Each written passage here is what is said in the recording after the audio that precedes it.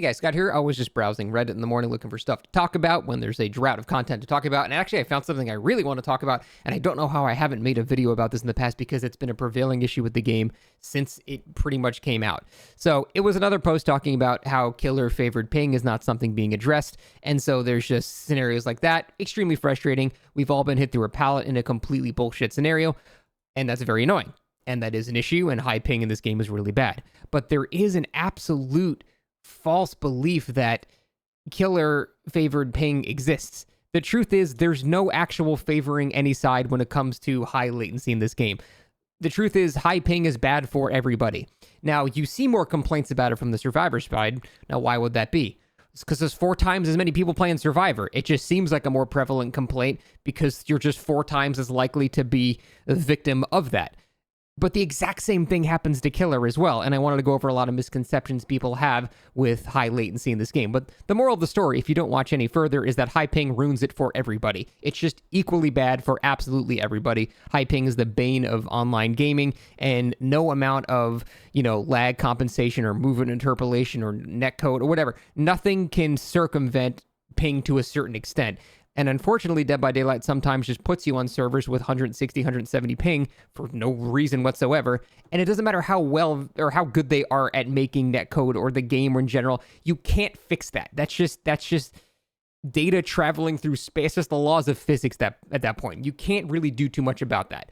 There are some like fighting games and things like that that kind of can bridge it a little bit at pings that high. But when you have a game like DBD, that just simply cannot work. And I want to explain exactly how networking works in DBD to maybe help people understand a bit more. So first, let me really kind of discuss how positioning works when you're in an online game. So let me just illustrate it in a very simple way so people can understand this. If you were to have 3 people stream a match in a custom lobby, one person is playing killer, one person is playing survivor, and one person is spectating. If you were to start the recordings at the exact same frame, they would still be wildly different when you watch them together because these things are just simply not synced up. In fact, the most accurate view of what the server sees is actually the spectator mode. This is why if you've ever spectated like a competitive match or something and you've seen a killer swing at a window, you might go, what is the killer doing? That guy is nowhere near the window. Why did he swing at that? But then if you actually looked at the killer screen, the survivor might have looked really close to being in range, but the spectator cam is more of an approximation of what both sides see at the same time, and that's really the most accurate to what the game sees.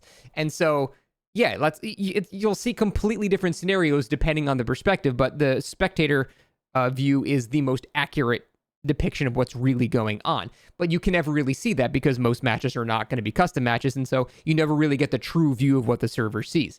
So high ping can affect players on both sides equally in annoying ways. So obviously when you're playing Survivor, yeah, you've been hit through a pallet, you drop a pallet, killer swing, still hits you, even if they get stunned after, you're like, what the fuck, it's stupid. Very annoying when that happens. At the exact same side, the reverse can happen as well, especially when it comes to things like hit validation. A killer will swing through a pallet, hear a Survivor go down, their UI symbol will change, and then they'll just run away because they have high ping and the game has validated their hit and detected that, no, you didn't actually hit that, even though it looked like you did, you really didn't. So that can happen on the killer side as well, and it's equally as annoying to have a hit invalidated due to high ping. Additionally, killer powers are very heavily harmed by high ping, depending on the killer. Some are not super annoying at all. Some are almost unplayable. Blight on high ping, for example, is basically unplayable. You will bounce into something, ricochet, rubber band, and you don't know if it's because you started another bounce or because the lag is happening, but playing Blight on high ping is like, grrr, it's like having a seizure. I play Nemesis a lot on high ping, and the tentacle takes longer to take out. And some killer powers are client-sided, so it doesn't matter. So it's super inconsistent, and it just makes it so timing hits is so much harder on high ping. It's incredibly annoying. But let me go over the elephant in the room here and the main thing that people truly do not understand about this, and that is priority. People are under the belief that the killer just simply has priority on the server for determining hits and things like that, and it's just not true at all. The truth is, the priority is determined by whoever is initiating the interaction between the players. Now, due to the roles of the game and how the game works, usually that's the killer because they're hitting the survivor, they're the one interacting with the other side. And that's just not because they favor the killer. That's just because that's how the game is fundamentally built. The killer is usually the one initiating the offensive interaction between the two. However, that can also happen with pallet stuns, things like head-on, flashlight saves.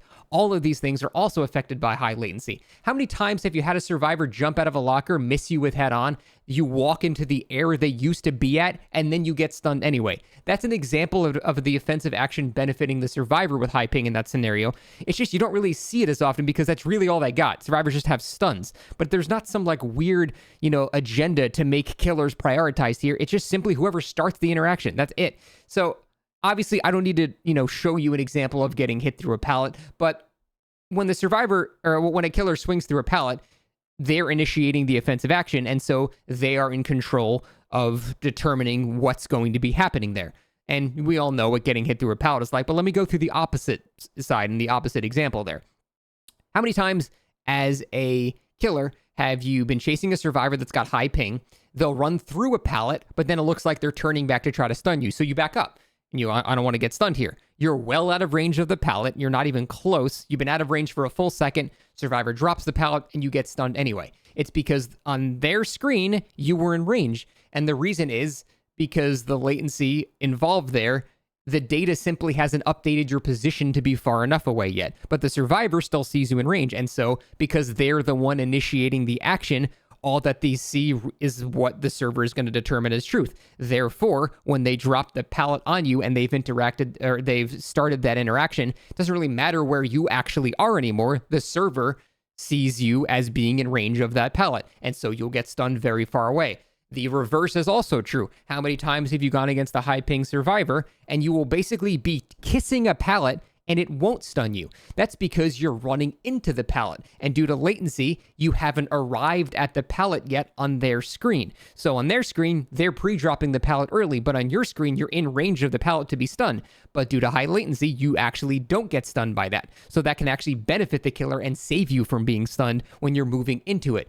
I made a whole video about this, about how Souls PvP works, because it's the exact same way.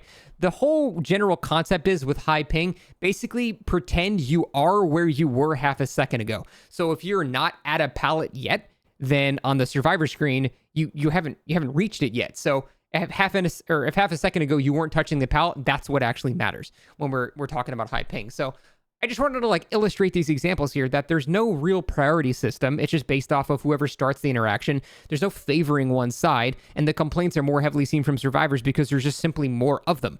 And there are definitely unique interactions with lag depending on the killer. Some killers are not nearly as affected as survivors. But the whole point and the moral of this story is that high ping is bad. It doesn't benefit anybody. It's equally shitty as killer.